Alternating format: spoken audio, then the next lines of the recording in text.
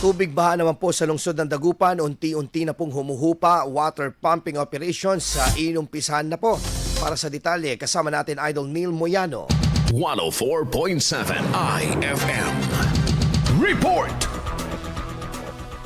Unti-unti nang humuhupa ang baha sa ilang bahagi ng lungsod ng Dagupan matapos ang halos isang linggong pagbaha dulot ng walang tigil na ulan at mataas na tubig mula sa karatig lugar. Sa kasalukuyan, ilan sa mga pangunahing kalsada ay maaari ng daanan ng mga sasakyan, subalit patuloy pa rin ang paalala ng lokal na pamahalaan, lalo na sa may mga mabababang sasakyan na umuyas muna sa pagdaan upang makaiwas sa aberya o pagkasira ng makina.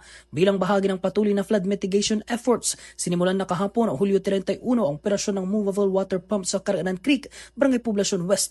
Layunin nitong mapabilis ang pagbawas ng tubig baha at maiwasan ang muling pag-apaw, lalo na sa mga mabababang lugar. Patuloy rin ang ginagawang monitoring ng City Engineering Office para sa posibleng pagdagdag ng mga pump units sa iba pang lugar kung kinakailangan. Pinuri naman ng ilang residente ang mabilis na pagtugon ng pamalang lungsod sa naturang sitwasyon. Sa kabila ng unti-unting pagbuti ng lagay ng panahon, nananawagan pa rin ang mga otoridad sa publiko na manatiling alerto, iwasan ang mga bahaing kalsada at makipag-ugnayan sa kani-kanilang barangay para sa anumang pangangailangan o emerhensiya. Kasama mo mula rito sa FM News Dagupan, ito si Idol Neil Moyano, Tadak IFM.